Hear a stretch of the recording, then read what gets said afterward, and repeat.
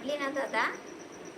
हो 9 वाजता आलो आणि आज सुट्टी आहे मला. हो का?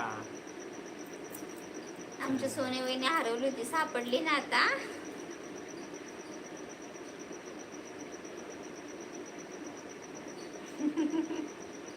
दादा म्हणतात सोनी हरवली होती दुपारी. सोनी हरवली होती दुपारी. हो का? कुठे आणि कशी? आणि हा कोण आहे?